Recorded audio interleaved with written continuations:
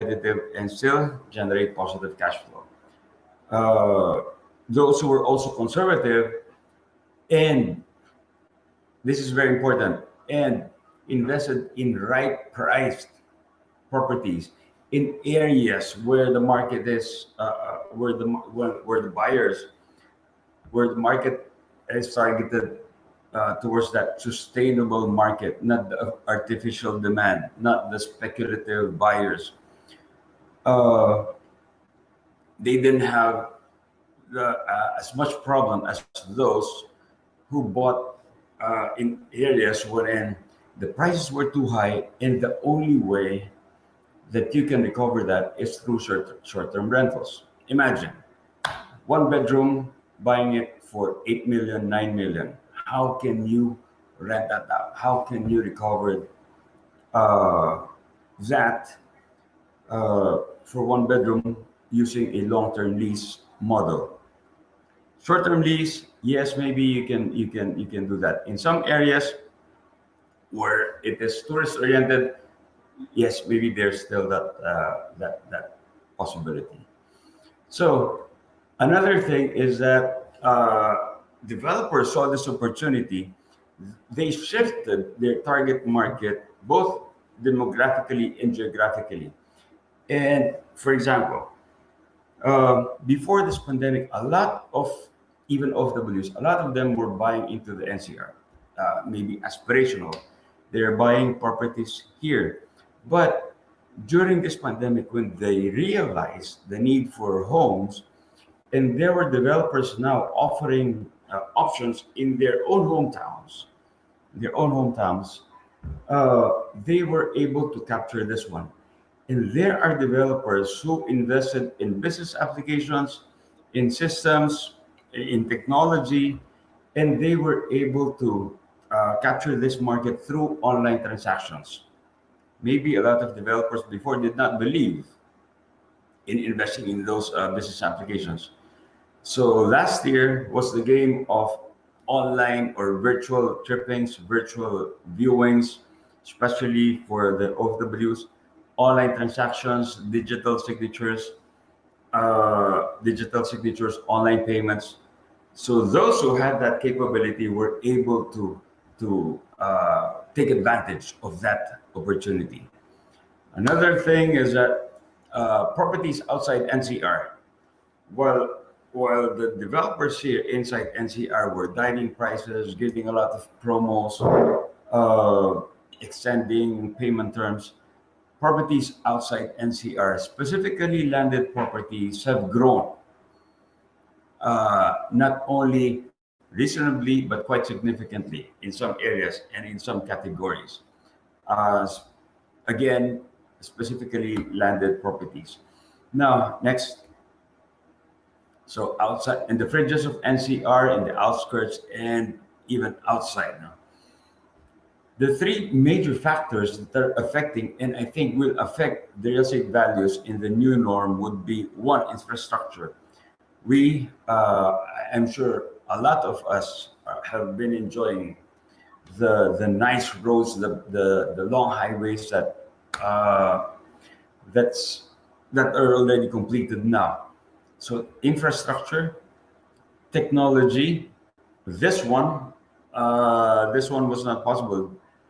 This was available maybe last year, but nobody was using this. Now we appreciate this one. Technology and logistics, the combination of these three.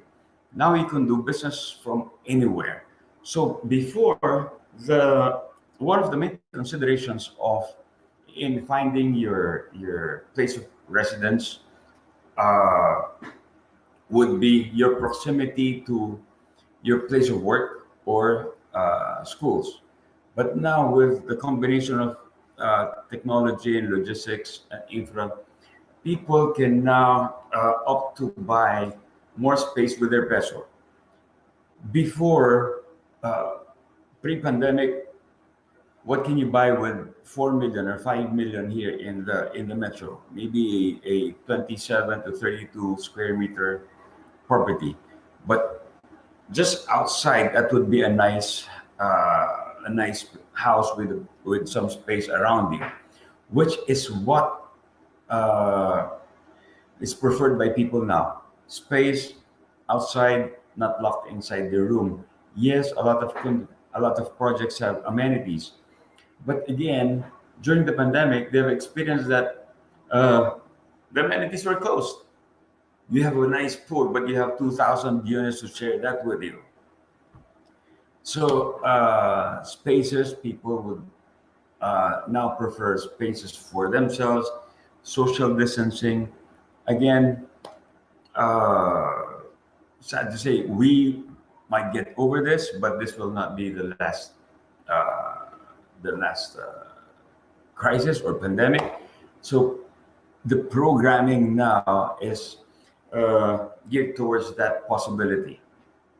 So people would still now prefer to be where it is safer, uh, a healthier environment, but still near the essentials. So self-contained communities outside would be a trend in the new normal. Next, see, going out, these developers have captured this market. If you notice, Calabar zone, there are a lot of projects there in the Calabar zone and also in the north. You see, almost 18% of the OFWs work there. So before, instead of these OFWs were buying properties here in the city. But now, since there are available options now, very nice properties, very nice developments in their hometowns, in their areas, at much lower prices, the developers in these areas are now benefiting from this one. From on Calabar zone on the south, and then the central zone, which has about what 14% of the blues, and all the rest in the south. Cebu, Bacolod, Davao, Cagayan de Oro, Zamboanga, Eastern Visayas, Western Visayas. There are a lot of developments now that we don't see here. Real estate is not only in Metro Manila. Real estate is outside. So I think people should already look at investing in the other regions. You follow the trend, see where the direction of the market is going, and then be there first. Next, uh, see for right now, or for the past year, tourism was one of the hardest hit industries. But according to this to the reports that we've read, tourism, it will bounce back strong. It will bounce back strong. And personal opinion, I think the the resorts, the projects, the properties, vacation rentals outside the metro would be enjoying very brisk occupancy. So, based on this record, foreign and domestic and foreign tourists are in Region 4A, which is also the Calabar zone carried by Batangas, and Region 7, which is in Cebu. And those areas will be benefiting if you have projects there which are also tourist oriented. Then that would be a good uh, option for your investment. Next,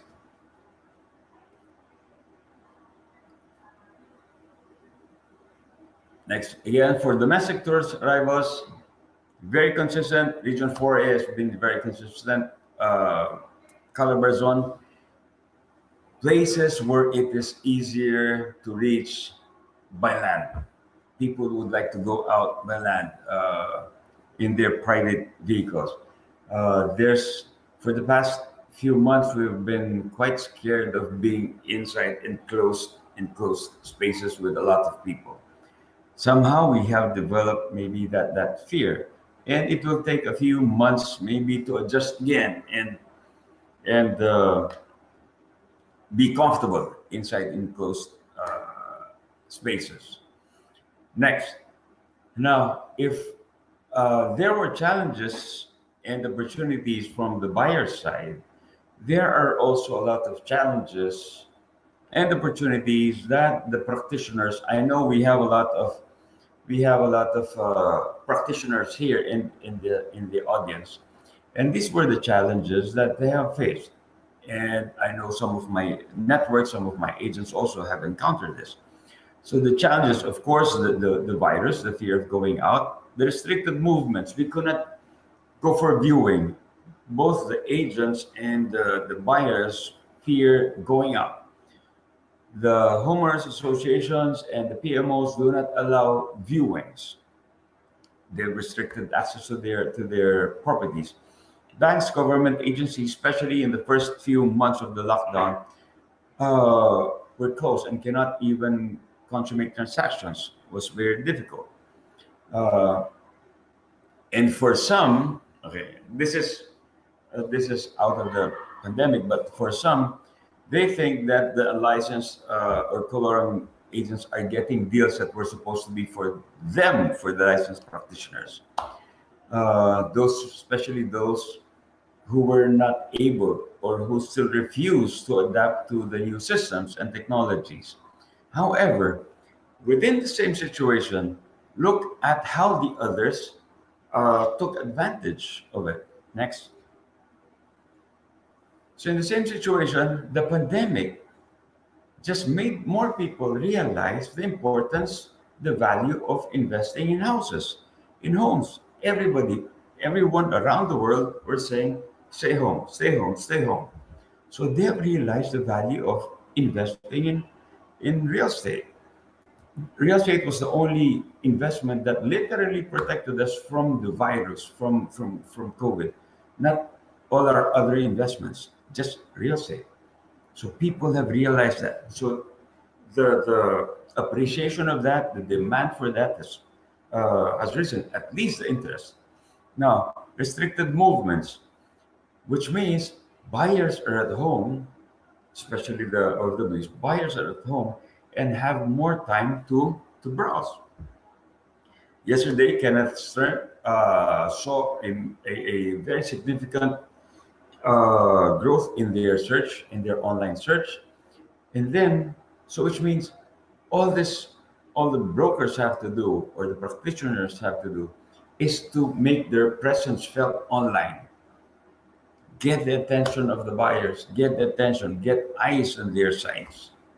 Okay. So another thing is that the HOAs and PMOs do not allow viewings. Yes, that's true. So uh, it was age of virtual tours last year. And even sellers were even very cooperative, especially those who are motivated. They take pictures of their own properties and send it to the agents so that the agents can market it, can campaign for those properties. Uh, Another one. So while it was quite difficult to do transactions and brokerage, there were developers who were capable of doing online transactions. So the agents who shifted maybe from brokerage to selling for developers who had this capability to do online transactions shifted, made sales, made a lot of sales without leaving their home. They want tours, they send them the videos, or they take them to virtual tours. And then everything was transacted online. They get their commissions, they get their incentives through GCash or deposit online to their banks without going out. Okay, so building networks never became easier than last year. You can build networks already online. See, another thing is that for those, there are a lot of people who saw the problem because they did not and they refused to adapt to the new technology and systems. But there were others uh, who do not just enjoy it but saw the value of investing in learning how to not only be present online, but to be an authority online, especially when it comes to real estate. So, in short, same situation. Other people saw it as a problem, others saw it as an opportunity. So, which one are you there? How do you see problems if you see it as a challenge, which is a good term, it is very exciting for champions. If you see a challenge, you enjoy actually facing these challenges. Next. Okay, so the advice is that we are in a period of darkness, in a period of uncertainty. So how do you navigate inside a dark place? uh, you have to find a light, just like your headlights, which shows you about 10 to 20 meters in front. You have to stay up to date with the current events affecting real estate. See where the development is going, see where infrastructure is going, see where the market is going, see who are buying. So you have to always stay up to date with the current events affecting real estate. This is the reason why last year, August 8th of last year, we came up with, next please, we came up with this Real Estate News Philippines. We gather all the news and developments happening all across the country from the different sources and deliver it fresh to the readers every day. No depressing headlines, no bad news, no politics, nothing. Just opportunities that you can find about real estate. Next, please. So there. So realestatenews.ph. You can just go there, and then you can hit the subscribe button so that it will be also delivered to you fresh in your emails every day. Incidentally, you also, if you're doing something, you're working out, you just click the read this article button, and we will read it for you. Okay, you can just listen to the news that's written there. So next, please. So again, thank you very much. I hope it's not enough. It's not enough for everyone to think positive. It's not enough to think positive. We have to influence the people around us, and we have to spread positivity. That's been my advocacy. That's my mission. Spread positivity, but of course, stay negative with COVID. So thank you very much for this opportunity. Please stay safe and stay healthy. God bless everyone. And we are very fortunate to have you, Mr. Alejandro Maniala. Ladies and gentlemen, thank you, sir, for that wonderful, wonderful presentation. I was like actually really engaged with it, and I was glued to it with your presentation. It's very, very informative. Thank you so much. I bet most of our audience and our friends who are here with us right now have so many questions for you. So please stay with us until a little later. All right. So there you go again, and for the information of all our friends and participants who are here with us, the delegates, please be reminded that we will be having our Q&A right after our last speaker, which is up next already. So there are some slight changes with regard to the Q&A portion, and we will be joining later on, of course, with our two moderators. Definitely, Sir Lawrence and Sir Sylvester will be joining us as our moderators for the Q&A. So get ready with your questions. Okay. In the meantime, let's move on Okay. with our last, of course, speaker. Thank you again, Sir Alejandro Maniala. Thank you. Now let's move on to our next speaker. But before I finally introduce to you our last speaker for the day two of Real Estate Expo Manila 2021 conference, let's watch this videos first. Here we go.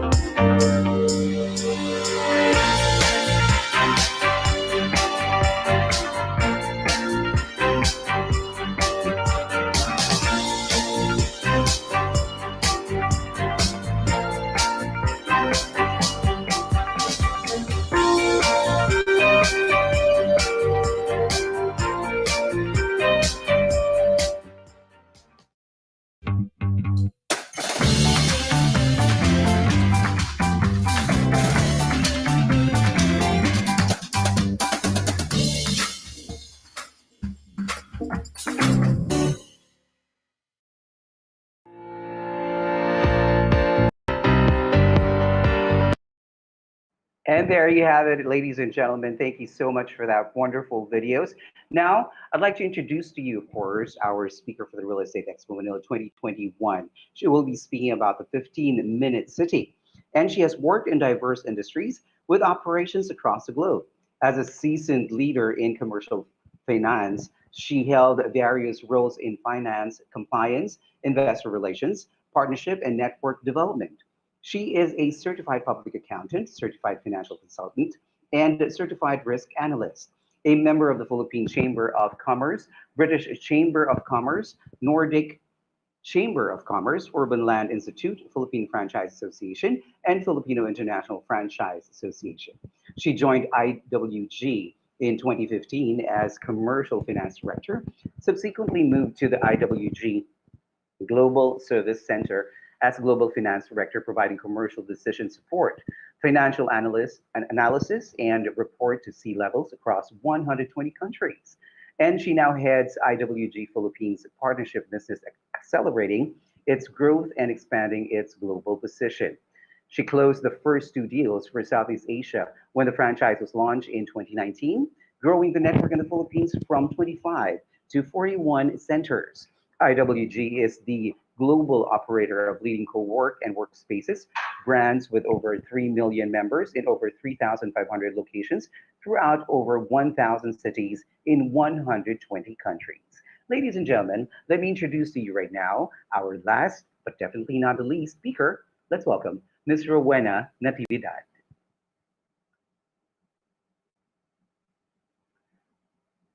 Hi, Ms. Rowena. Can you hear me? Oh, yeah, but unfortunately, ma'am, we cannot hear you. Oh, okay. So, there, if we can just check on your microphone once again, please. There you go. That we, if you can unhook again your earphone and then, yeah, there you go. Okay, one more time.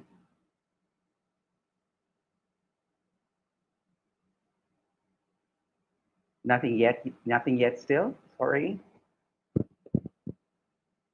All right, we're gonna have that fixed.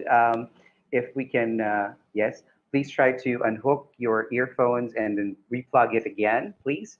And then while we're doing that and we're waiting for the audio of our friend, Mr. Wenedicto, again, we would like to acknowledge, of course, our friends and sponsors who help us out in making this event possible. Thank you so much to our event partner, Infrastructure and Construction Focus Group, ICFG, Prevail, Bronze sponsors, Rehab Group of Companies, My Hometown, Rehab Valuation and Advisory Services Incorporated, BGC Hostel and Dorm, Gary's or Garb's Boutique Hotel, Tronics Master Incorporated, Federal Land Incorporated, Solar Resources Incorporated, Prime World Land Holdings Incorporated, Spaces and HQ by Reduce and HQ by IWG, our media partners, of course, Business Mirror, Loving What You Do, or LWYD, Mindworks Entertainment Incorporated, Local City Guide, and of course, our speakers for the 2 day conference. Of course, first day conference. Thank you so much again, Managing Director of ICFG, Mr. Lawrence Ziller,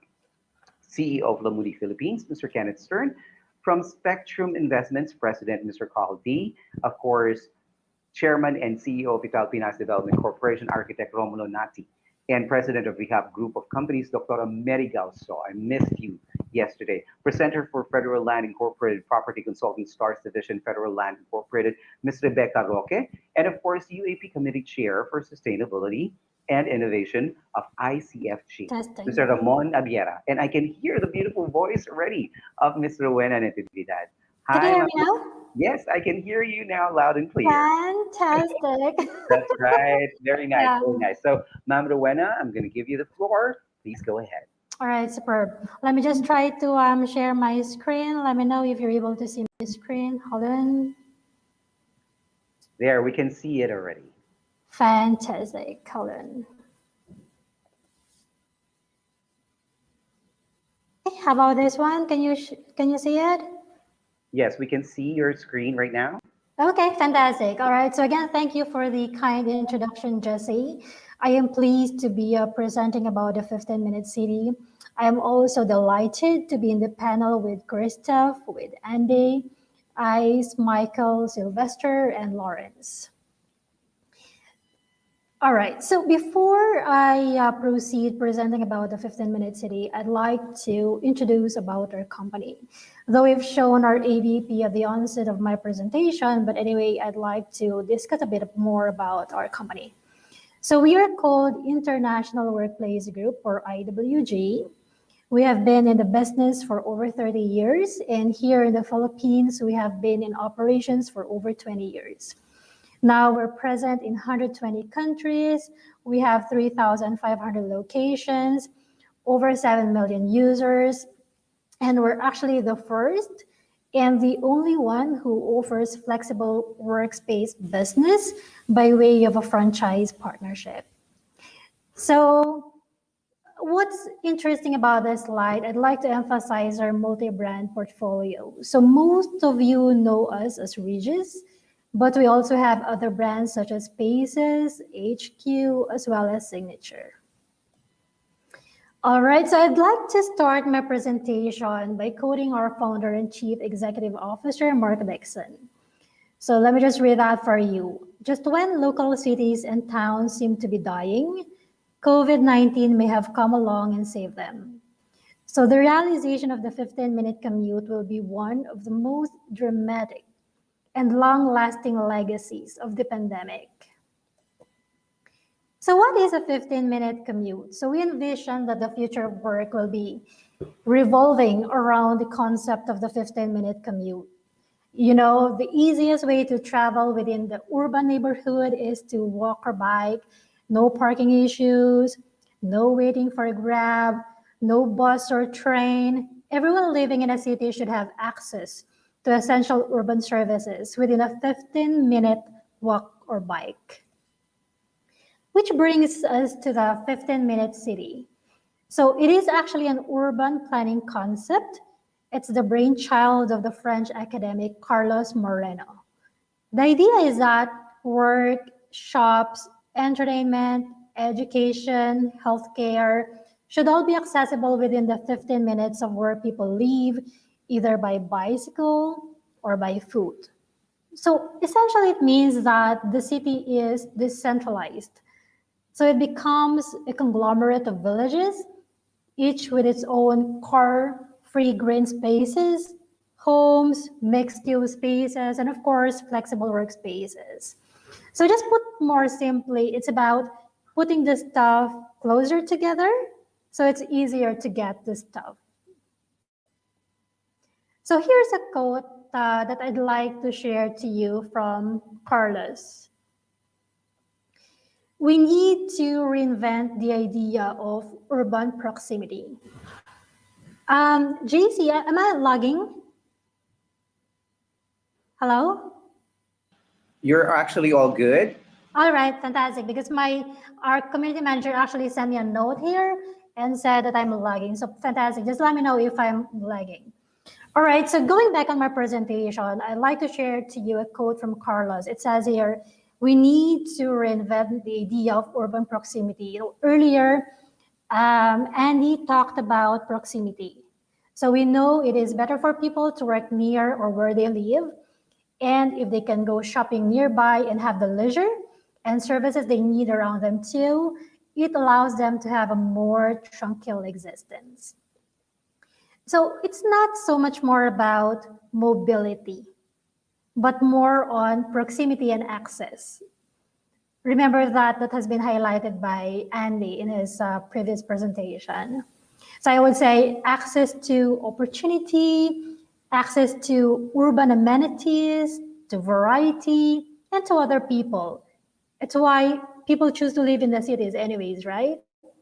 So it puts people at the center of urban transformation, and it also brings to life the drivers behind the growth of the hybrid working model, which Michael earlier discussed about the hybrid work model. Okay, so the future is flexible. So this has been highlighted several times in Michael's presentation.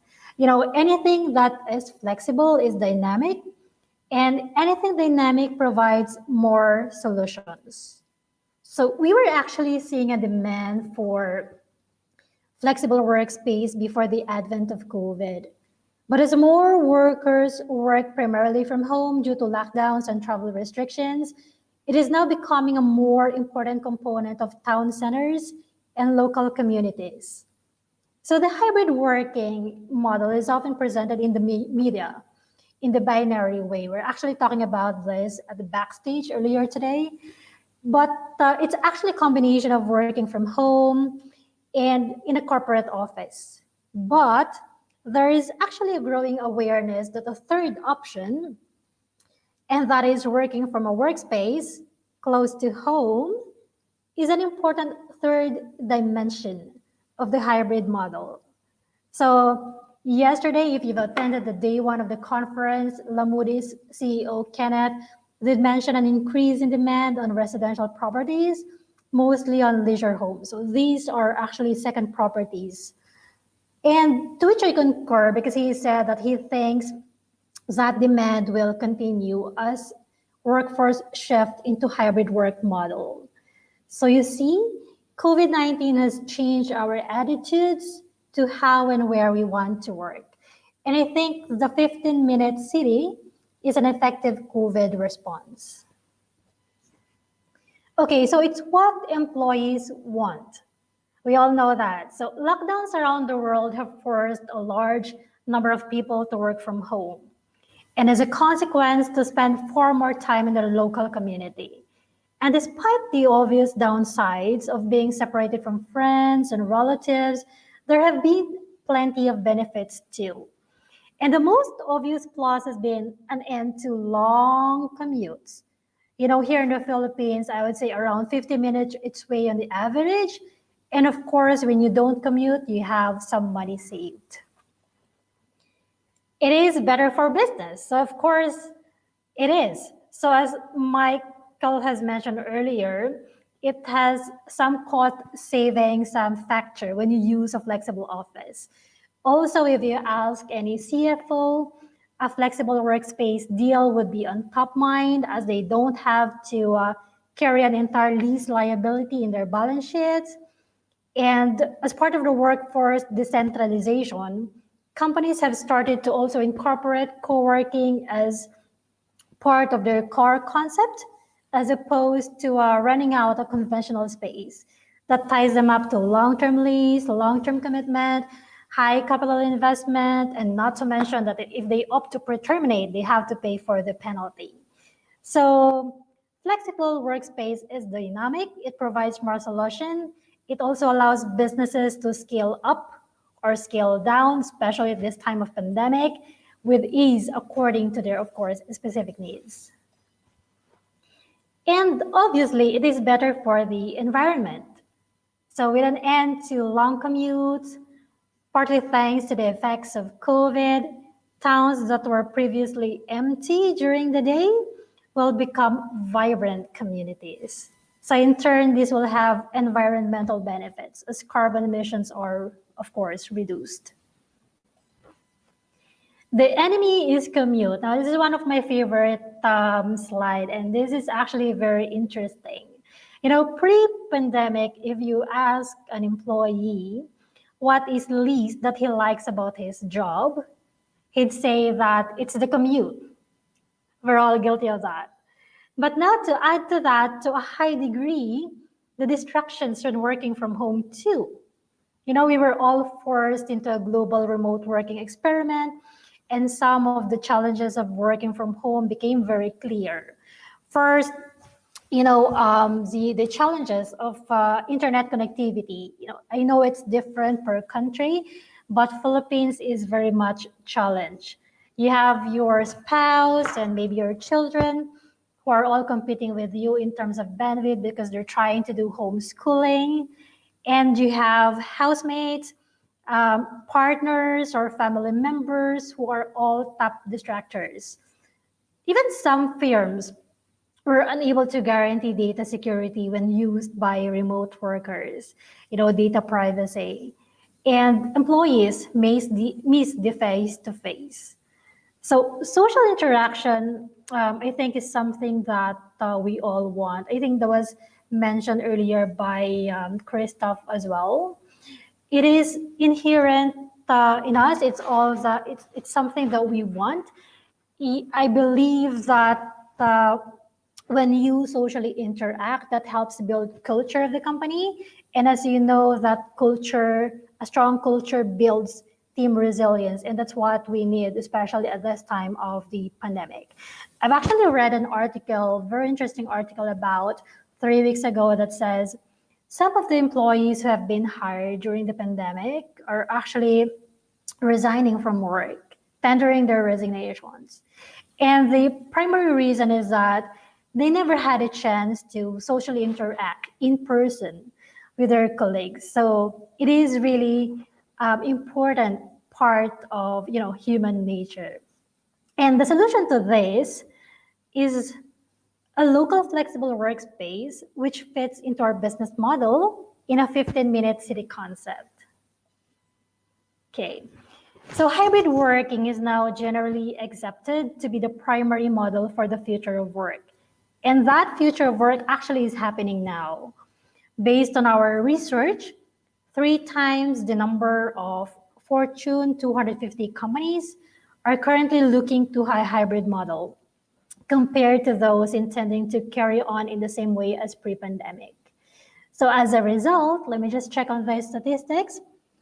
As a result, businesses are reassessing their office space with 38% downsizing across the board and 42% looking to either move to invest in a shared office. Earlier, Christoph talked about the percentage of employees. I actually jotted note. So the percentage of employees who feels more productive at home. And interestingly, last year it was at 48%. And then when they conducted that same survey again recently, it was down to 37%. So you see, employees now are actually geared towards this hybrid working model. So not just staying at home, but working in the office or elsewhere or in a place very near their home. So as a result, I think, what I wanted to emphasize in this slide is that I think there won't be any more new buildings that will be turned over without that element of flexibility. If they omit to put in flexible workspace, they might as well have forgotten to put in reception, parking, elevator. It is a must going forward. Flex in the city. So we've talked about people wanting to work close where they live. So what's interesting in this slide is the rates. It's very high at 77%. I actually read an article about 2 weeks ago, and it shows 80%. So what's good is the rates are actually increasing. So there are more portion of the workforce, a significant chunk of the workforce, who are saying that they wanted to work in a place that's very near their home. Actually, in our past speaking engagements, we have been calling this as a workplace revolution. And I think we are likely to look back in the COVID-19 pandemic and see this as a catalyst that set this revolution in motion. Okay, so here are some excerpts that we got from the news and social media platforms, and I want to share some highlights to you. This year, actually Standard Chartered, Nestle, HSBC, Nippon Telegraph and Telephone Corporation, or most popularly known as NTT, they actually signed 500,000 of membership deal with us to offer flexible work options to their employees across the globe.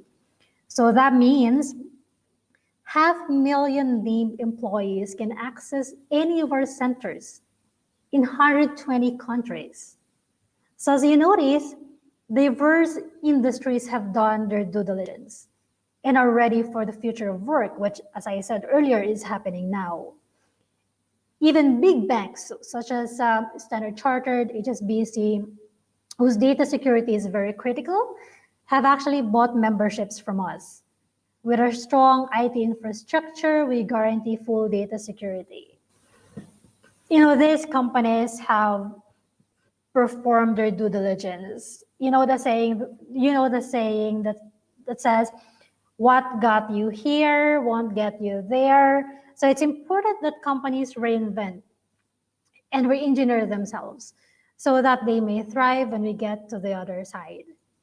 So I wanted to highlight also in this slide the fact that large corporations are latching on to the hybrid work model shows that flexible offices have massive potential in every sector.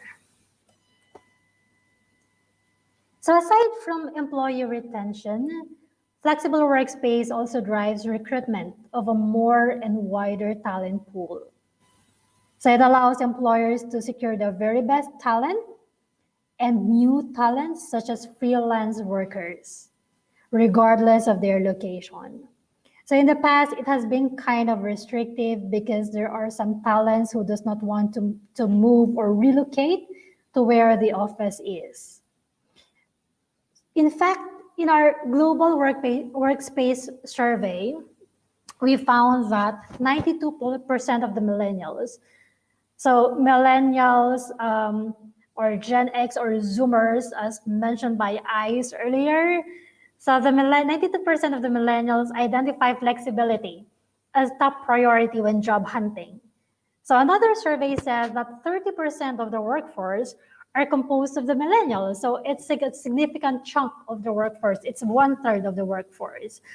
And these millennials were born early as I think 1981. And given the age, they are now easing into the C-level roles. And mind you, they will not turn their back from hybrid working. So they will continue to do hybrid working. So meanwhile, local economies benefit from this uptick in employment, as well as from the retention of employee salaries within the local community, of course. Growth in the suburbs. So most of you know Lars Wittig. So Lars is our country manager for Philippines. He is also country manager for Asia Pacific, other countries, as well as ASEAN. And also the sales vice president for these countries. He's one of the employees that has the longest title, even if we compare that to our CEO. So Lars actually traveled to Davao and Cebu back in April and June, where he talked extensively about the growth or the surge in demand for flexible workspace in the suburbs. I think as cities work towards the COVID-19 recovery, the 15-minute city, which we have been talking extensively, is more relevant than ever as organizing principle for urban development. So we've all seen the decline in retail impacted by the growth of the e-commerce. Many retailers, including major chains, have actually been forced to reduce their footprint or even fold or close. Prolonged closures during periods of lockdown have only exacerbated this crisis. So this has led many to imagine a new future for town centers, chiming perfectly within that 15-minute city concept, in which they become multifunctional hubs, offering not only retail outlets, but also essential services, local leisure amenities, and certainly, of course, flexible workspaces. Hence, I would say that there's a tremendous opportunity for entrepreneurs within the local community. Okay, so the 15-minute commute is set to become a reality across the working world.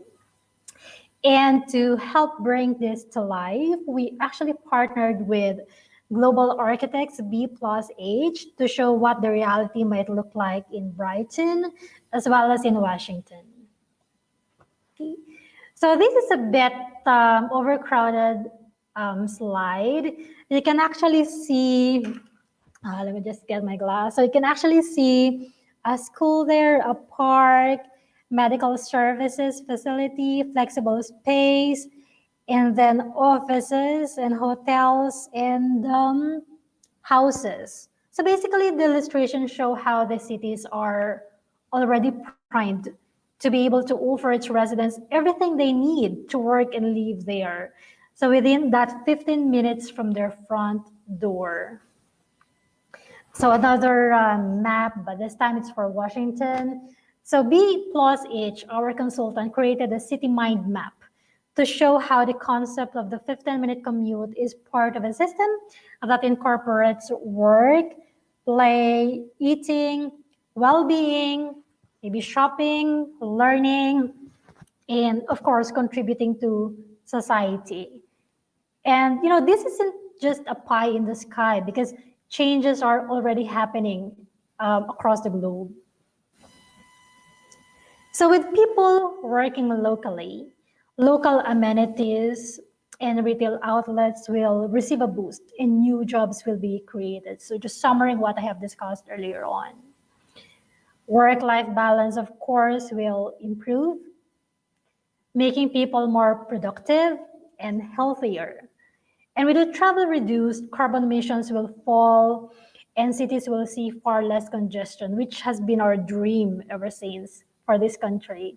So meanwhile, local communities will thrive as investments flood in for new infrastructure as well as facilities. So Andy did mention about the surge in demand for the provinces, and that's actually the result of this, people wanting to work very near their home. So that is the world of the 15-minute commute.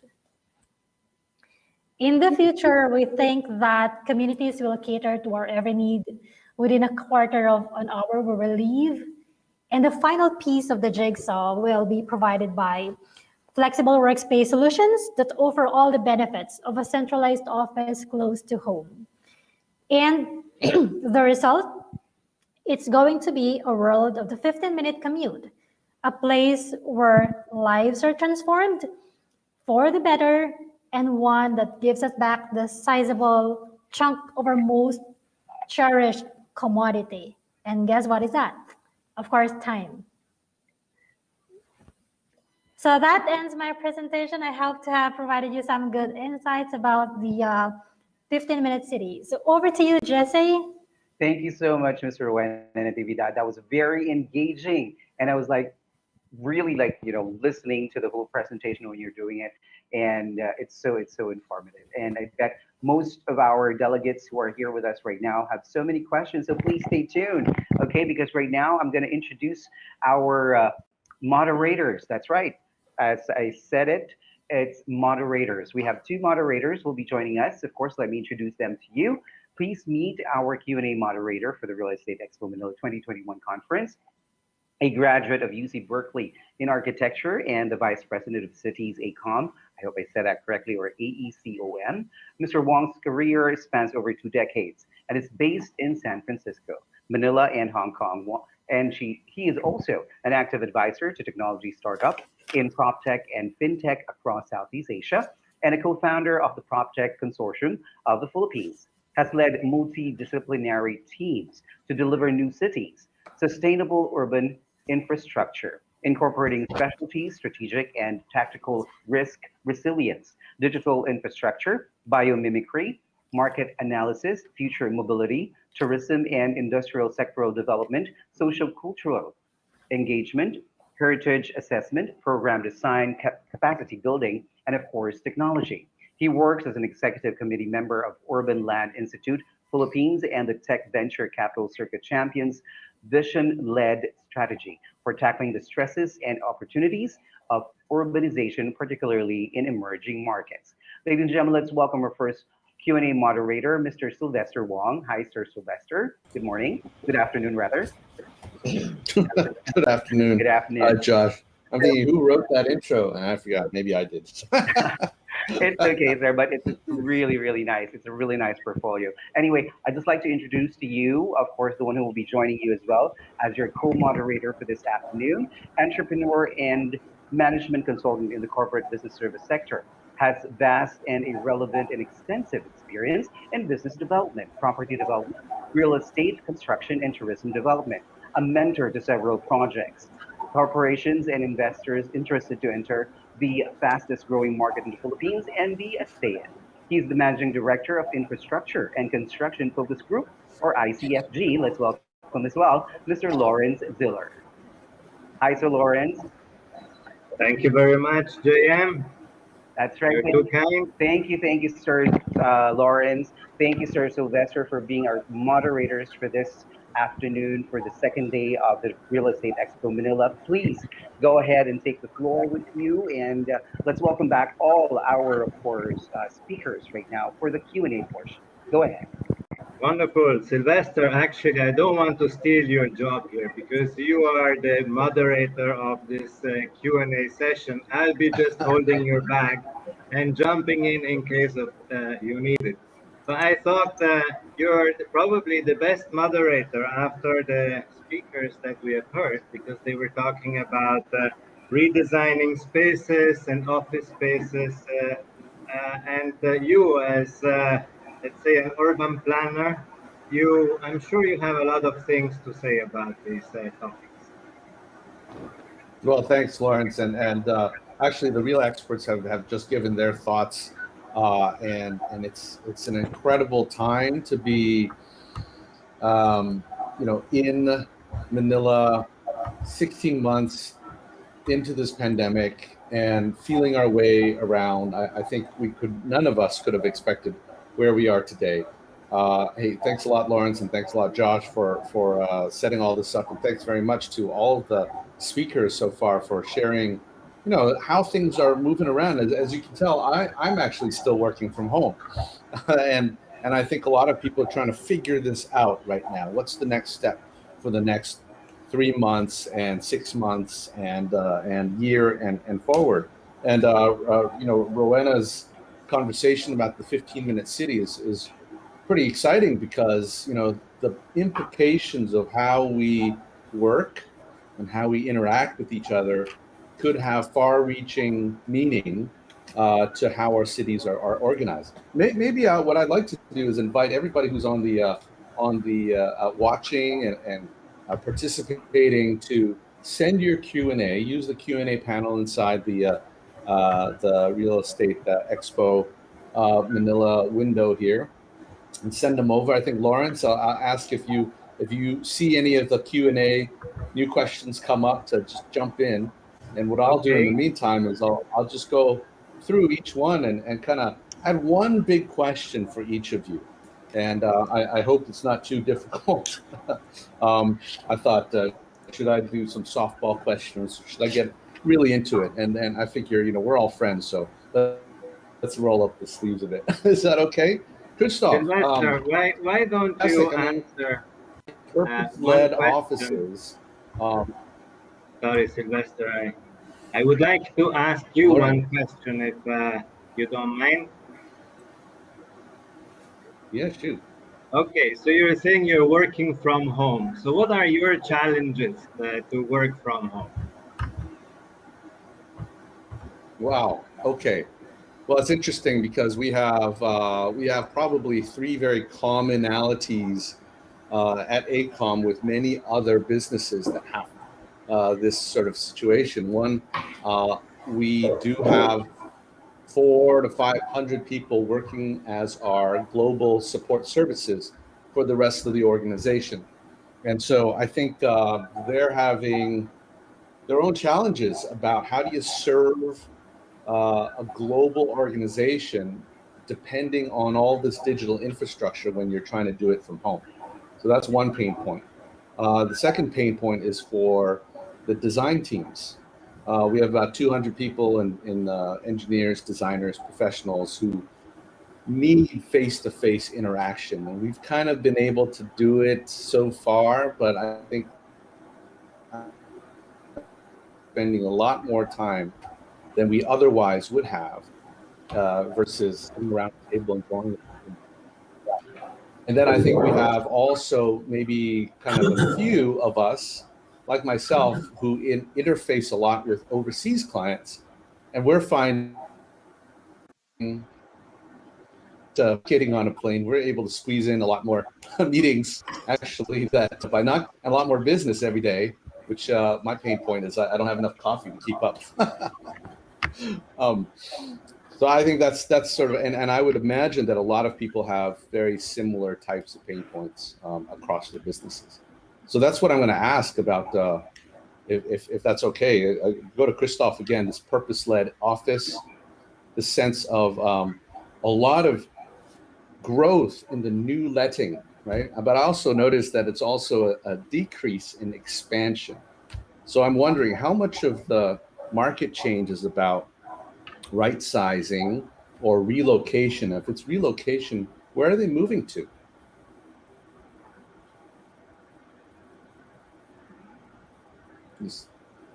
Christoph, hi. Are we having some audio issues? Yeah, Christoph, you cannot hear him?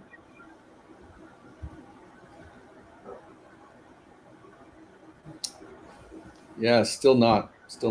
Christoph, maybe we'll figure out the audio. Dwell on that question for a second. Let me jump over to Ice if you don't mind. Ice, how are you doing? This interest in residential markets, looking for space. I know, I feel it. I feel like I missed out on the Fuego bump. But this is a question would be, is this the same demographic that's been looking for housing and they really are switching what they're looking for? Or do you think that is there just a trend to a higher income segment who naturally would look for these things because maybe more entry level are not even in the market anymore? Where do you think we are today, Ice?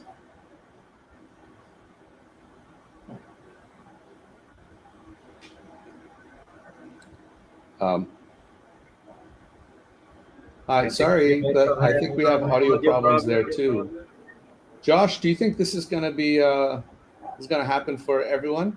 I suppose not. I mean, it's just really the connection of some of our speakers that's affecting, of course, this type of problem. But definitely, if they can try to, you know, uh, put in back or pull out and then put in back their earphones or their headsets, definitely it's going to work again, just like a while Okay. ago. Sylvester, can you hear me, man? I'm Hey, Yeah, we can hear Christoph Mike, right now. There you let's go. jump to you. Fantastic. Okay, I'm, Mr. I'm Beachman, I was hoping to see a lot more sun behind you there. This hybrid office, I'm really hoping the hybrid also means working at the beach. But hey, I hear you. Distributed workforce, work near home. We hear it from Uena's talk as well. Does that mean that KMC is going to be opening a lot more places close to folks, or how is it going to impact your co-working business strategy? Yeah, I mean, so we're seeing a lot more companies come to us with their hub and spoke requirements, which is really exciting. They have an office in BGC already.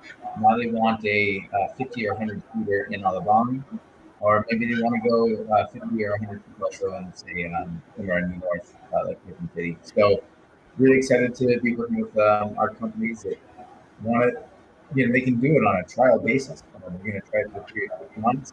We're adding technology like occupancy sensors under each table so they can actually see the real live utilization of these offices that they're paying for, and does it make sense? Wow, you mean like those sensors in a parking lot? You go red and green. Exact technology. Yeah. I mean, Yeah. it's incredible because both your outfit and the IWG outfit is sort of this ability for small business owners to partner as well and create opportunities. I'm conscious that many of our audience may actually be part of small buildings, and this is going to be a source of many of my questions. Is anyone else also in your audio is working? Can you hear me now? Yes, Yes. Christoph, please. Success, at least on one front. Yeah, hey. So again, I suppose we can move on with a question for Sir Christopher a while ago. And I forgot the question. No, I did not. The question was around how much of that new letting could actually be right sizing or relocation? And if it's relocation, where are they moving to? Okay, I mean, it is a mix of relocation, especially where the BCP, because as I said, there is a clear understanding or recognition that having one big office is not necessarily what a big company wants, because if you have one big office in one barangay or LGU and it's on the lockdown, that's it. You cannot operate. You have to go work from home. And part of the new letting is definitely some of the BPOs are looking at BCP for having alternative office space. Some are growing. I mean, some are becoming winners of the pandemic. And you can imagine that the e-commerce back office BPO have grown exponentially. Every time you click on your phone, you make an order, there is 10, 15, 20 data points created. And most likely there will be a voice customer service center behind or an automated center, etc. Definitely not an exodus outside Metro Manila, but we've seen some, and they are always the adventurous company corporation who are looking at the provinces, and they're looking more and more at big space in the provinces. There is clearly a realization that, and it's back to all the discussion presentation, there is a need to be closer to the location of the residence of the employees. They don't want less commute. They want the 15-minute city. Uh, there is a strong focus on having transit-oriented development, i.e. near transport hub to have a walking distance to where you live, even if you choose to commute at some stage back to the office. Uh, it's not black and white. Everybody moves out of the central business district, uh, go into provinces. It goes where there is infrastructure, and there is also an element of talent availability. There is clearly some opportunity for good deals for some big office BPOs operator. They still need to have a certain talent pool. And this could be not only a price point, cheaper to be outside of Metro Manila, but also do I have the talent for now and for my growth in the next 6, 12, 18 months? And as you know, the BPO is very prone to retention issues with the people, which means there is an element of do I want to go near my competition or do I want to be a trailblazer in an area where I will be the first one to enter this market? I like what you said there. Really thinking beyond following herd mentality and saying where's going to be the next one. Maybe this is a good segue to Andy's positivity about what's happening around the country, and then we'll come back to a question, and I'm going to say the second question so that everyone has a chance to think about it. The second question later, after Andy, is going to be given a choice between a property. I'm inspired by the Q&A here. Thanks very much, Christian, for this. If you have a property, what do I spend my money on now to attract the new normal tenant? Is it customer experience or is it green and sustainable? Think about that one for a second. I'm going to go back then to Andy and ask you, hey, we saw the South go crazy for sure. And Batangas and Tagaytay and Baguio are clearly like maybe we've missed the boat already. If you had to pick 3 other places, top in the country, besides those, where the ball is going to, where do you think that could be? Those next hot spots. Me? Sorry. Outside Luzon is Cagayan de Oro. You can ask Lawrence why. Cagayan de Oro, yeah, Cagayan de Oro and Davao. CDO Davao, and we had Romulo on yesterday. I'm sure talked a lot about what's happening down there. I heard earlier our chats were about Iloilo and running out of space. Also Pampanga. I mean, Andy, And Pampanga. Yeah. Yeah. And is this because of capital flight from Metro Manila, or is it local demand that's driving that? Local demand. The people who are buying there are the locals. They are the locals because okay, we call it domestic market, but actually the money is coming from the outside. These are the OFWs generating dollars from the outside, bringing in the money in. Yep. So Filipino buyers, but these are foreign money coming in also. And where are they? They are coming from these areas, from Calabar zone, from Central Luzon, and also from the eastern western Visayas area. So they are now investing in their own areas. That's And the good it's thing now is fantastic. that before they were only able to see the amenities that are being offered in the projects in Makati or in the Mhm. Bay Area, but now developers are providing them with the same facilities, the same luxury amenities in their own provinces or in their own cities. Andy, it's interesting you say that, the same, meaning the same level of quality, but maybe not necessarily the same features, right? I mean, do you think there's a difference in the product type and how we are selling this to that overseas segment that are from those areas that could give some hints to the developers in our audience about what to build into their next products in the South?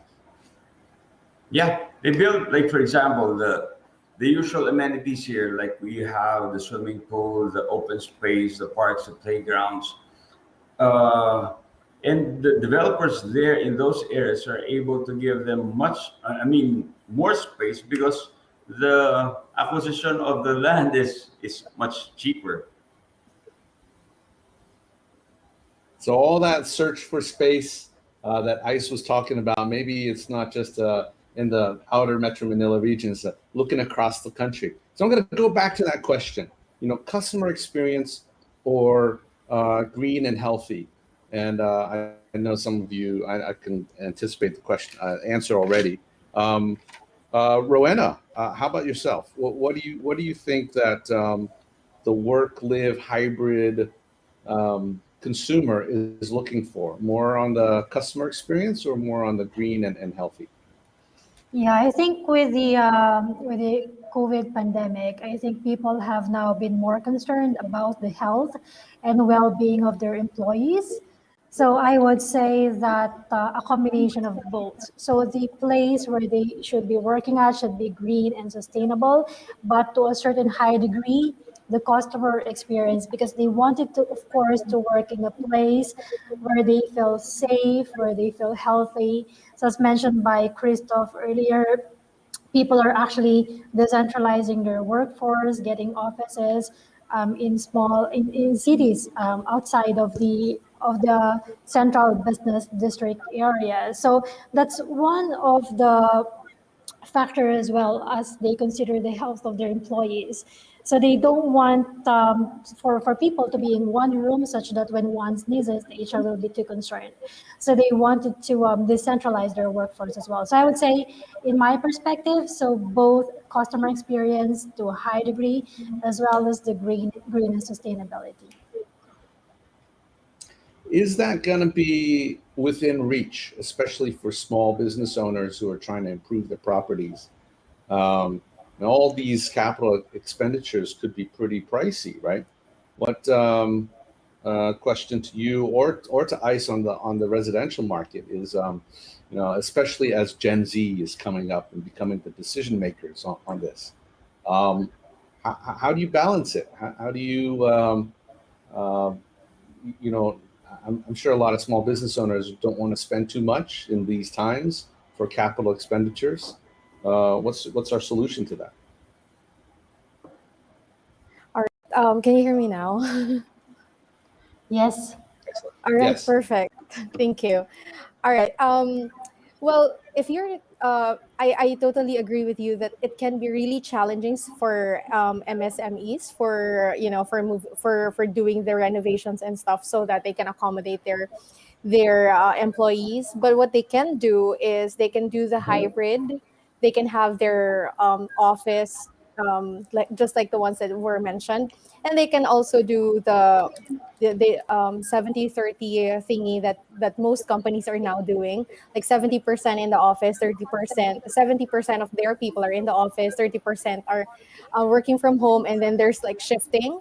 So there are a lot of strategies on how these companies can do, but basically, yes, it can be a challenge, but the main consideration really is health, because if you will take a look at your expenses, if anybody gets sick, it's more expensive than just paying for the rent and whatnot. Thanks. It is a balance of where you put that investment. And I heard a couple of folks talk about the transportation component of this, not just about what you do in the buildings or in the workspace or in the resorts, etc., but how you get between them as well. Does anybody want to chime in on where they see mobility being part of the offer from a real estate standpoint? A part of either a workspace offering or a residential offering. Valerie Flores is currently unavailable. Can you hear me? Leave a message after the tone. Hi, When you have finished, Christoph. please hang up. Yeah. and press the pound key. I think mobility will be part of the well-being factor, either when choosing residential or office or your employer. It will be one of your criteria as a candidate to see, do you have to commute back to previous pandemic? Is it next to my residential area? Or is a company going to provide commute? And we mentioned about the cost of the new setup for doing business. I personally think that the we call it hub and club or the hybrid or the hub and spoke will gain momentum, because this will be one of the way to mitigate the risk factor and some of the cost increase of doing business in a new next normal. We will see, and I would say I would correlate that to what's happened in Europe in the 80s, 90s, where people migrated back to the countryside because there were work available outside the big agglomeration. Also, technology was nascent. Internet was becoming better, etc. Which means I think we will see a migration back. It will be definitely within the new employment setup, but mobility will have an impact. I also believe we will be looking at green transportation, either government-led or individual-led. I mean, I know there is some discussion to start even to bring some green jeepneys, even they may not call jeepneys in a sense that they may not look the same, but definitely where we want to use green energy to move and be raising the awareness, the sustainability agenda for the Philippines. Thank you. Super. If a building owner had to choose between investing in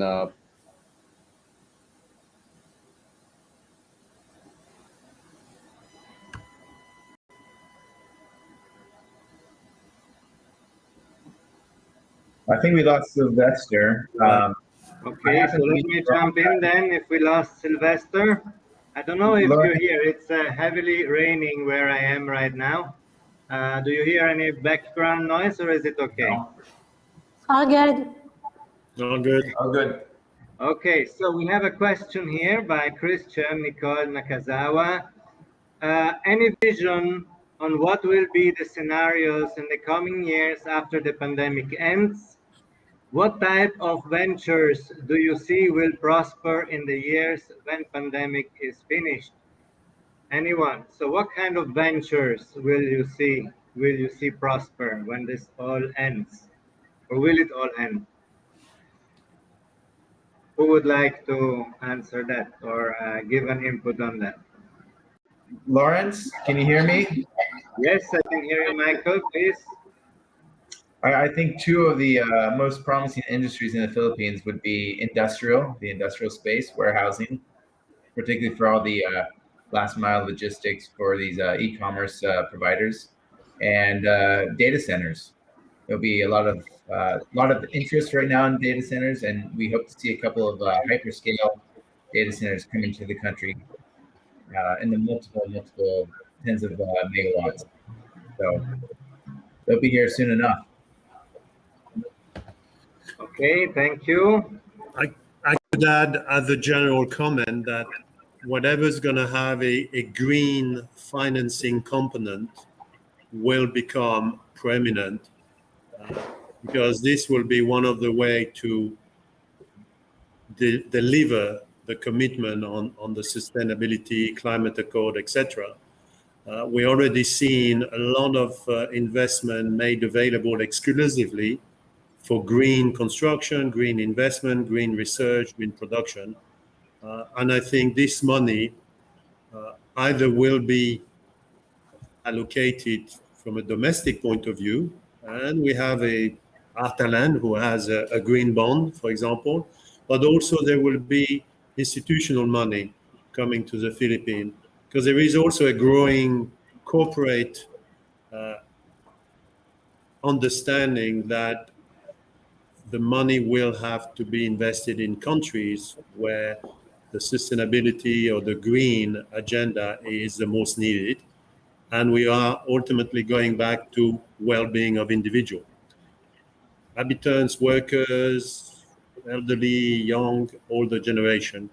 And the green financing will, for me, be one of the key elements of the future. So we're talking Yeah. about the ESG investments, the ESG, which stands for environmental, social, and governance. Correct. Okay, I think Yeah. You know what? Sylvester is back. Are Can you I back? add, We lost Lawrence? you for a moment. Can I add, Lawrence? Yes, of course. Please, Sandy. Okay. I'm also seeing some potential in vacation rentals, but not the big ones because these are quite challenging to lease out on a short term basis. But affordable income generating vacation homes. So that one because out of town vacation properties, not the high density. People want to be out, not to be in another building with thousands of neighbors. This vacation rentals, as long as it can be affordable for the generations generation of Ivy, then then I think that that would also be a big hit. Unlike before, the vacation homes that we have are just left there idle, maybe deteriorating, high maintenance if we're not using it, right? But this time, affordable income generating vacation homes. That would be Lau- a good potential. Thank you, Andy. Lauren, I would Sylvester, like to. yes, Rowena, please go Yeah, ahead. I'd like to add a few things about that as well. So mine is more on the general side. I think that the good times will come back, but it will not be the same good old time. So it will now be a different time. I would say that the company, that the industry, not very specific, that will thrive after the pandemic when we get to the other side are those who have actually reinvented themselves or have re-engineered. So these are the companies who have opted to innovate and perform their due diligence during the pandemic. For Fortune 500 companies in the past, very easy to predict that they will last for, say, 20 years or 50 years. But take a look at the statistics. In the past 10 years, usually these top 500 Fortune companies are gone after like 5 to 10 years. So it's a matter of adapting to whatever change, whatever pandemic crisis has happened to you. So it's more on who has reinvented or re-engineered themselves that will thrive when we get to the other side. That's my thoughts. Thank you, Rowena. Anyone else in the meanwhile? Otherwise, I'll give the floor back to Sylvester. I mean, I really just have one more, and it's very inspired by Ms. Irma Odono, who sent a question in, and you know, all these ideas about new businesses and getting out of the Metro Manila to create new opportunities is fantastic for those of us who can do that. But you know, many of the property owners, many of the folks who are on the call and watching today are right here in Metro Manila. Suffered the brunt of this, trying to scratch their head saying, what's the future for my tenants, my customers, my clients, etc. So going around the table, what do you think is there an opportunity today, now that everyone has seen and been shooken up by this pandemic? How do we fix Metro Manila itself, the congestion, the et cetera, et cetera, et cetera? I'd love to hear from everybody on this, actually. Shall I start trying to answer? This is not one simple question. Look, as a foreigner, I would say that I have seen the last 5 years the benefit of the infrastructure, and I mean, I came back from Clark on Monday with the extension of the Skyway. I was pleasantly surprised how the trip was shortened. It's not perfect, but one, I believe the infrastructure will continue to improve Metro Manila. The next point is we kind of, all of us, to a certain extent, we are focusing on a pandemic. But if we can extrapolate or project ourselves in the next 2-3 years, and yes, there is a lot of businesses that have suffered, are continuing to suffer, big, small, medium. The fundamental of the Philippines have not changed in terms of the number of the population, the average age, the education, etc. Which means the pandemic is really a huge stop in the development and progression of the country.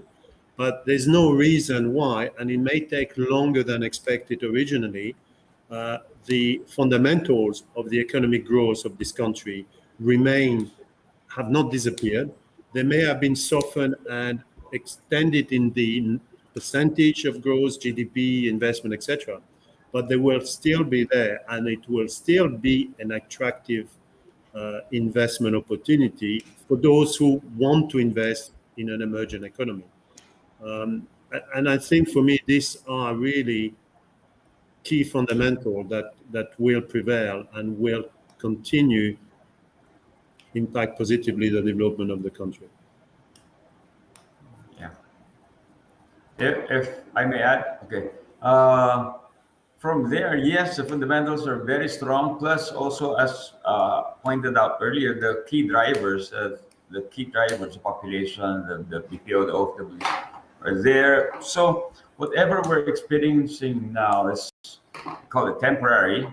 And like for example, from my end, I have a lot of vacant units. My other tenants are going to end their contract next month.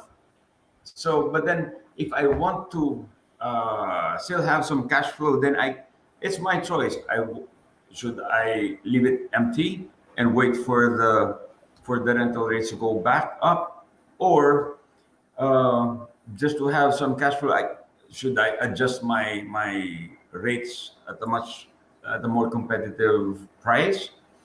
So it's still within our control. But whatever sacrifice we have to make right now, it is going to be temporary. There's hope. There's hope there, and again, because it's there, fundamentals is quite strong, and it's improving. It's actually improving. Technology is improving. Infrastructure is improving. Politics. Next question. Well, I'll segue there just to save that. Maybe let's we're at the bottom of the hour, half hour. Let's say Ice, and then Rowena, and then Michael. Just your last thoughts on how do we fix Metro Manila? Go for it. Can I go first? Can you hear me? Ice first or myself? Ice. Okay. All right. So, well, this is a very complicated question that I think no one can answer like in one sentence or even in a paragraph or even in 500 pages. Um, I believe the government has been doing the government, whether the previous government, the current government, or even the future government, they're doing their best to improve the infrastructure. That's true. Also, with regards to the private sector, I believe the private sector is also doing their best to, keep up with the developments amidst the pandemic. Developments have still been rising, but really, for me, it's not really just so much about the government and the private sector. Um, I have been living in the Philippines for for all my life, and what I can say is that there should be a collective responsibility and not just ask the government or the private sector or whoever agencies we can rely on to, but just a matter of collective responsibility, what we can do from our end, what sacrifices, as mentioned by Andy earlier, what sacrifices can we do? And even not to that extent, even though you don't even have to sacrifice, just what we can contribute to our own economy and to our community. I think everyone has that power within them to address this urbanization. And also another thing is really to encourage more people, the private, the government sector, to maybe do more research and development, focus more on research and development, because I live in Bicol region. I was born and raised in the Bicol region. And from the time that I left Bicol region up until now, I've seen pretty much a good improvement, but it's not still not as still not at par with with progressive cities like Metro Manila. So yeah, more research and development, because when there's research and development, everything else can follow through. So that would be all from my end. I hope I made some sense there. Thank you.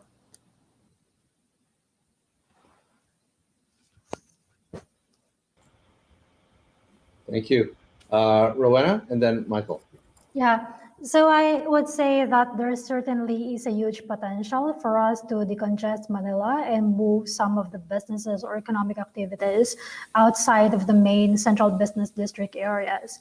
Just to mention a few, a province in the south actually have, we're talking about this backstage, have a lot of universities. We have a huge talent pool that are available outside of Metro Manila. And these workforce are actually going to Manila just to work there because there's not much incentives for them to work in the provinces. Then further down south in Dumaguete, if you've been there are a lot of universities there. So even Siliman University, one of the most prominent universities that we have here, is actually there. So they're creating a lot of talent pool, and these talent pool are actually going to the Cebu areas, the central business districts there, or other in Metro Manila. So it would be good for us to tap those talents. And I would say some of the private companies are actually doing their part. There are township developments that are being set up outside of the Metro Manila, and that somehow fits into the 15-minute city model. As mentioned yesterday, these properties are actually kind of stable during the pandemic. They were selling at the same level as pre-pandemic, so more people are going towards the provinces. Another good thing about these private companies, I know one for a fact that, like for Batangas, though there are a lot of PESA zones there, which gives the companies preferential rate or tax incentives, but most of the workers are focused on technicals. So with the boom of the BPO industry, it would be good for them to gear their workforce in preparation for this BPO boom that may take up offices outside of the Metro Manila.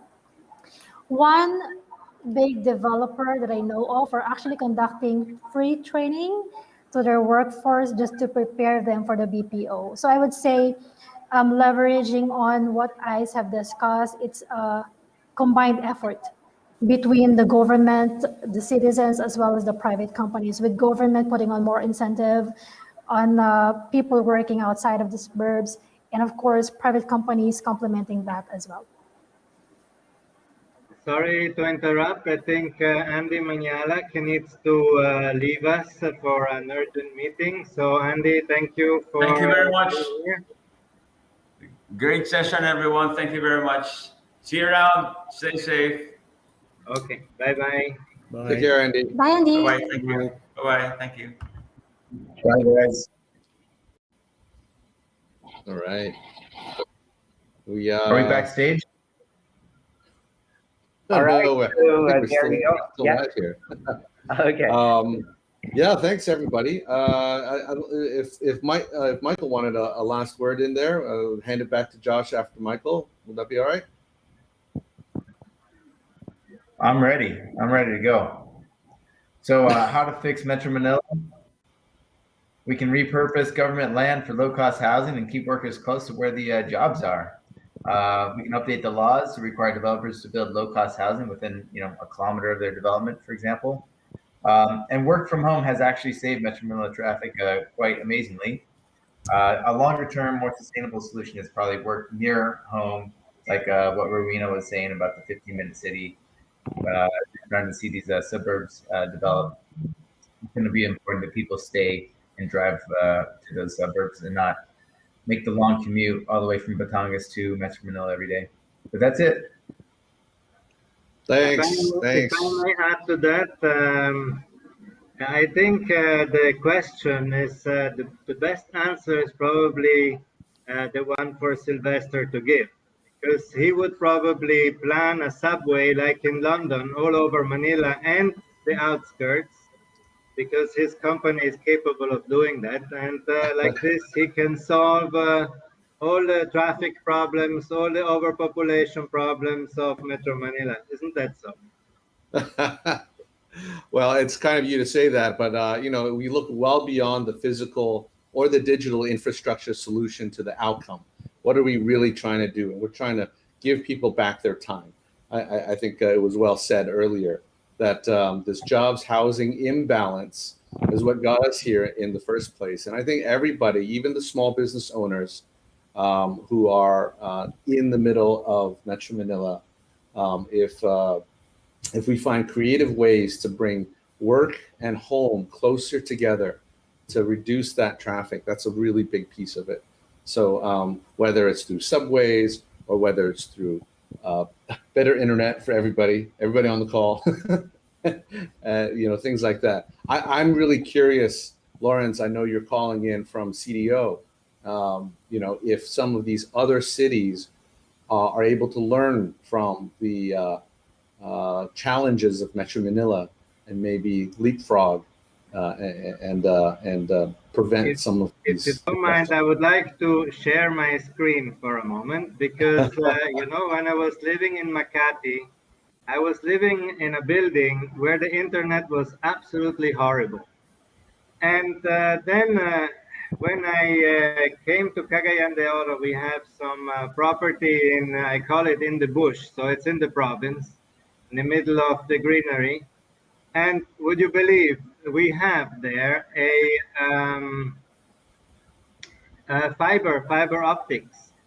So I wanted to show you if, oh no, I cannot see it. I cannot show you, sorry.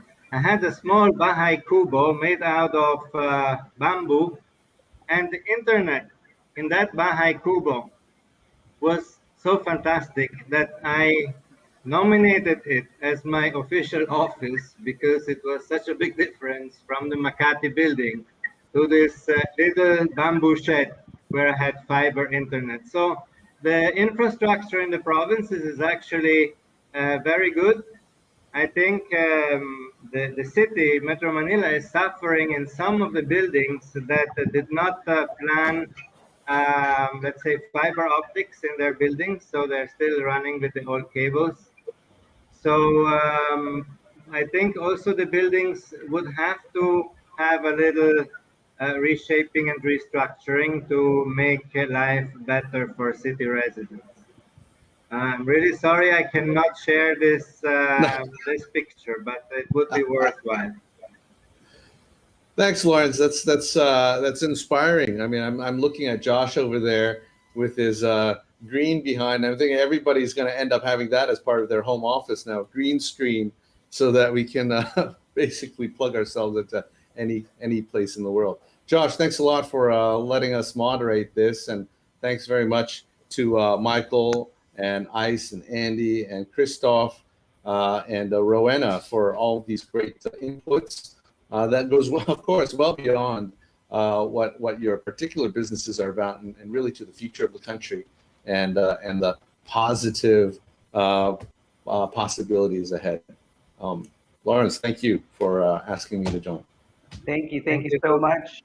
All right, so there you go. Again, it's our pleasure, of course. And thank you to our moderators, of course, Mr. Lawrence. Thank you as well to Sir Sylvester. And thank you, of course, to all our speakers, our panelists, of course, who joined us on the day 2 of the Real Estate Expo Manila 2021. Mr. Christoph Bichik, country lead of JLL Philippines. Mr. Alejandro Andy Maniala, chairman of Test Development Corporation. Ms. Irene Calderon, managing director of This Gator Consultants Inc.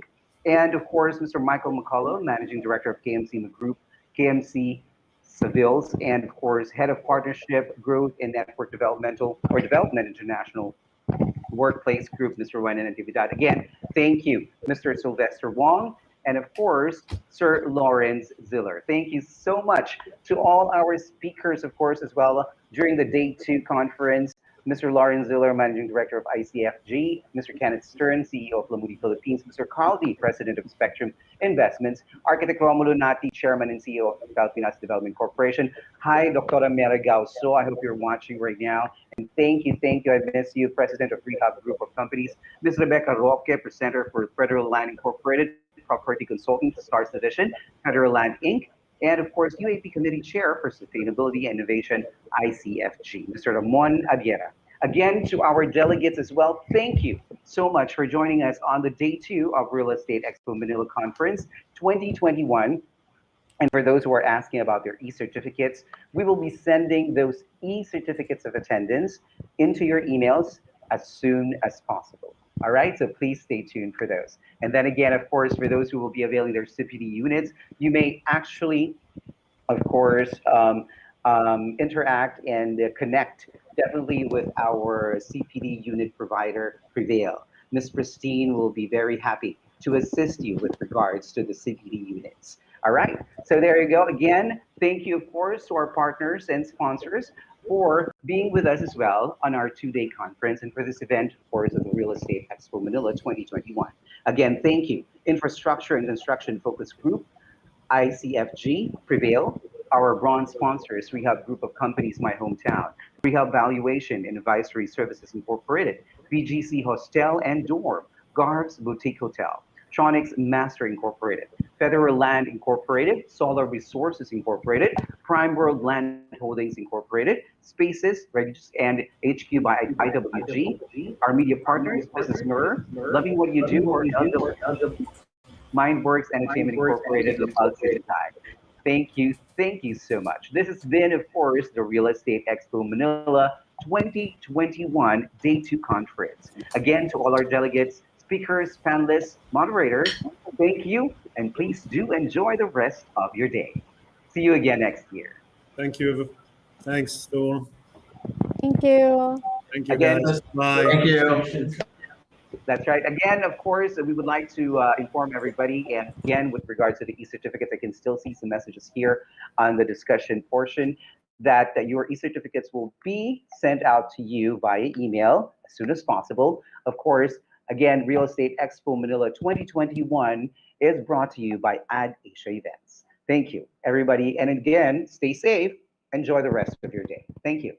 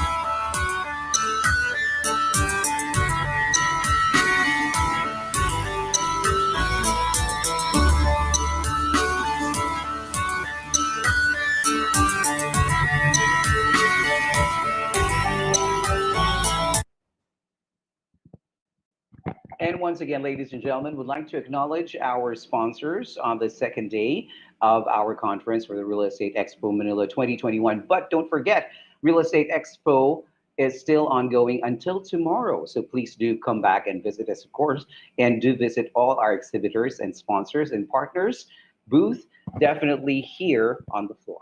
So again, we'd like to acknowledge our sponsors. Special thanks to our event partners, Infrastructure and Construction Focus Group, ICFG, Prevail, bronze sponsors. We have Group of Companies, My Hometown. We have Valuation and Advisory Services Incorporated, BGC Hostel and Dorm, Garv's Boutique Hotel, Tronics Master Incorporated, Federal Land Incorporated, Solar Resources Incorporated, Prime World Land Holdings Incorporated, Spaces, Regis, and HQ by IWG. Our media partners, Business Mirror, Loving What You Do, LWYD, Mindworks Entertainment Incorporated, and Local City Guide. Thank you once again to all our speakers on the day one and day two of the conference. This is Real Estate Expo Manila 2021. We'll see you again tomorrow. Thank you.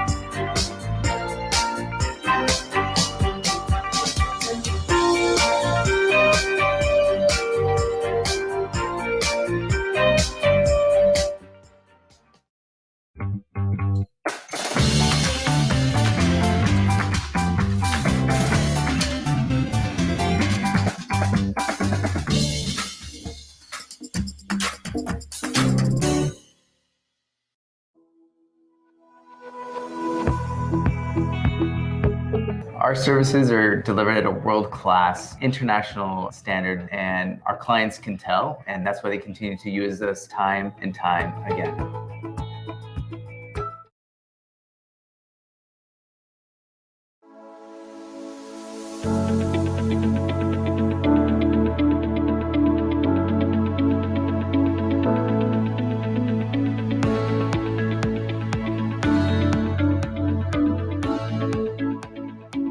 It all started from building homes in the South and transformed into providing roof for every Filipino family.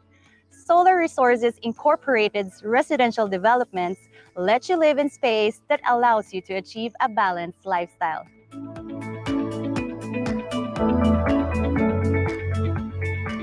Las Brisas is the newest 9-hectare residential community nestled inside an expansive master plan development of Tierra del Sol in Tanza, Cavite. Offering around-the-clock security, a playground for the kids, and leisure hubs for your relaxation and entertainment. This residential community is located between Tanza and 13 Martires, Cavite. It's only 4.3 kilometers away from SM City 13, Tower Mall 13, and Public Market.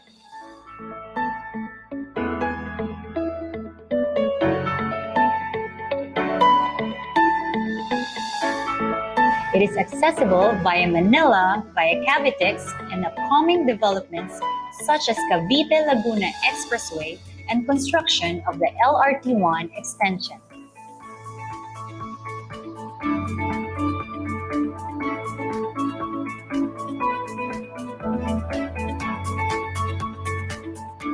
My name is Anne Evangelista, and today you're going to meet your ideal home in the suburbs, your new living with Solar Resources.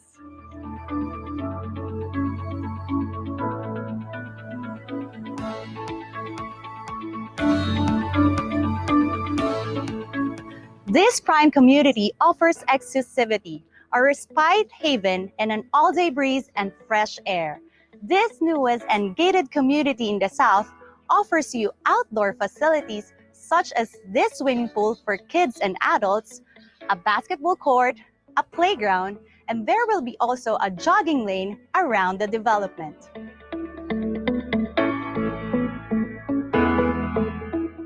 For recreational activities and family gatherings, Las Brisas has its very own air-conditioned and enclosed clubhouse. Take a look.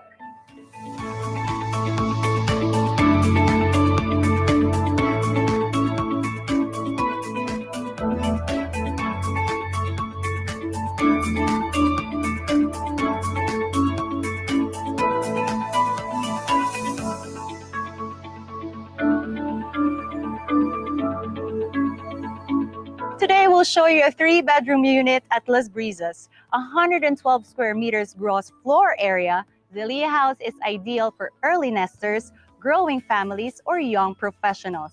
This home is a single attached 2-story home fitted with 2 bedrooms, master suite, balcony, carport, service area, dining, and living area. As we go in, you will notice that we have a fence here. Now, this countryside gate is for your inspiration only. For improvements such as this fence, you may visit our Facebook page, Solar Resources. And now we are here on the carport area, which you can fit your SUV or your sedan. Now, notice that it is also covered. Now, your car is protected from all types of weather. As we walk forward, you will find your lawn and your service area. Now, you can set this up as your mini garden and put an outdoor lounge or a mini playground for your kids. And in here is your service area. You also have an access door to your kitchen. Now, this extra spaces is only available for corner units only. Zelia's regular or inner units also has a carport area.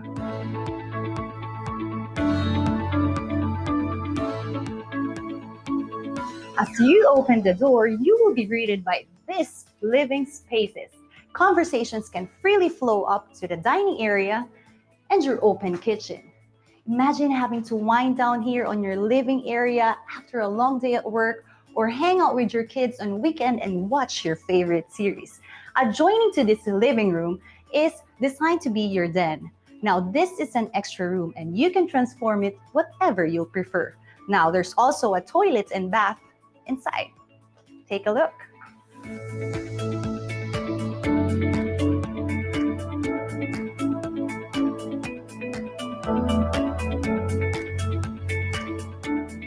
Designed to cherish every moment of your family, what's so nice about this house is its limit unnecessary boundaries like the walls to part the house, like this open kitchen. I love cooking for my family and friends, so having an open kitchen like this gives me the freedom to innovate and renovate.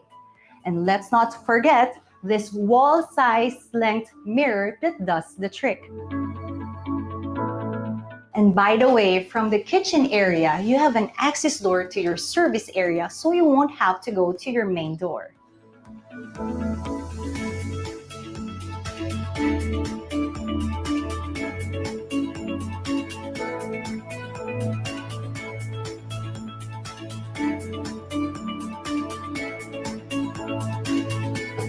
Now it's time to check what's upstairs. By the way, the architectural design of this house is modern contemporary. Notice the high ceiling where you can decor your timeless chandelier pieces or lightings like this.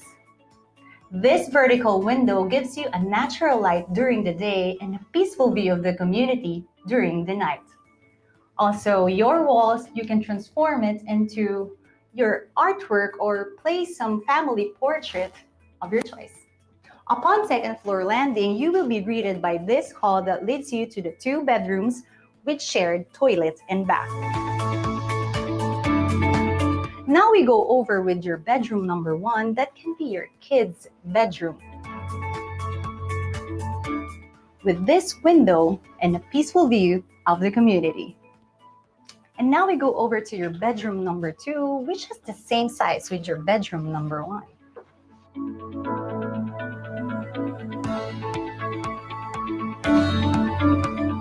And finally, we are now in the master's bedroom. I love that there is enough space in here where you can have your queen-size bed and install your entertainment system on the side. The balcony has this big sliding glass door for when you want to feel the breeze outside and spoil yourself with natural light and ventilation. Feel free to open this door. New living means having that extra space, and having a balcony is a luxury. For when you want to relax, you can set up an outdoor lounge and decor it with some plants for that green living experience. You may also do your yoga here, your meditation, or your workout session. There's so much you can do when you have a home like this. Over the balcony, my favorite part so far, you can bring in some plants because of the natural light that comes in. I love plants, so if I would live here, I would bring in all my plants in here to complete the suburban living experience. Solar Resources Incorporated is committed to offering you your ideal home that makes valuable investment and that great suburban experience. Retreat to this southern residence and make your move into something new. Start new living with Solar Resources.